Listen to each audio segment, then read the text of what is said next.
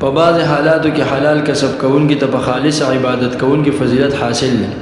په بعض حالاتو وختونو کې د فرایض ادا کولو سره سره حلال رزق طلب کوونکي مهنت کش انسان ته په هغه عابد باندې فضیلت ورکړل شوی چې هغه مسلسل په منځونو تلاوتونو نوافلو کې مشغول او حلال کسب نه کوي.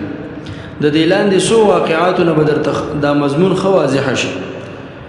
په مراسیل د ابو داود کې ذکر دی چې رسول الله صلی الله علیه وسلم په صحابه کرامو کې خلکو د نبی کریم صلی الله علیه وسلم د وړاندې د خپل یو ملګری صفت کولو او ویل ما رأينا مثل فلان قط ما كان في مسير إلا كان في قراءة ولا نزلنا منزلا إلا كان في صلاة. موږ د پلان کې پشان کس تر وزه پورې نه دی لیدلی دا په هر سفر کې تلاوت کوي او په هر ځای کې به چې پړاو واچو نو مونږ به کولو.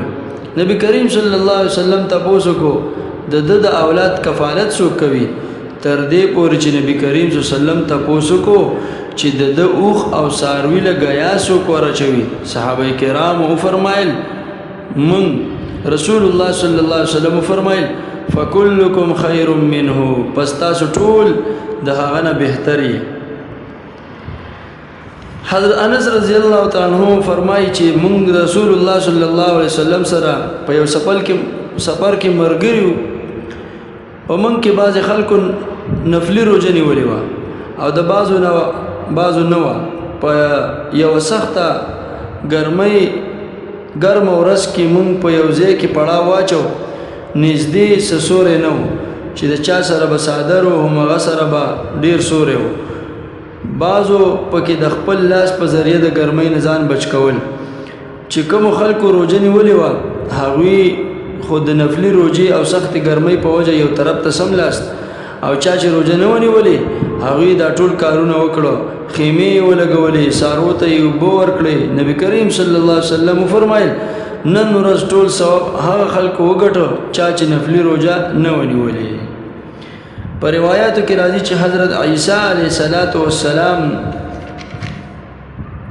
یو کس ولیدو تپوس یې وکړو ما تصنع ته څه کار کوې؟ هغه ته جواب کې ویل اتعبدو زه د الله جل جلاله عبادت کوم. حضرت عیسی علیه السلام ورته وفرمایل ستا د خوراک تنظیم څوک کوي؟ یعنی ستا د خوراک بوج پچا دی؟ هغه ورته ویل زما رور زما د خوراک بندوبست کوي. حضرت عیسی علیه السلام ورته فرمایل اخوک اعبد منک ستا رور ستانه ډیر زیات عبادت گزار دی.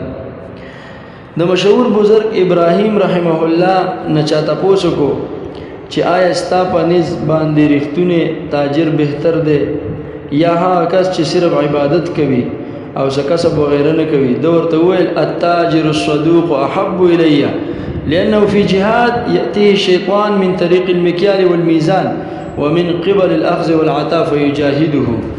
رښتینی تاجر کوم چې فرضي عبادت هم کوي ورسره تجارت هم کوي دا تاجر ماته د عبادت گزار بندنه ډیر خوښ دی ځکه رښتینی تاجر په جهاد کې مصروف وي. وجه دا چې شیطان دته د کیل وزن او لین دین د لارې ناراضي دته په دې کې دوکه ورکول غواړي لیکن دا تاجر د دې شیطان خلاف جهاد کوي د دوکې او د روغ نه ځان ساتي او عبادت گزار خو صرف عبادت کوي. د معاملاتو د لارې نه شیطان دته دوکه نه ورکوي چې د هغه خلاف جهاد وکړي.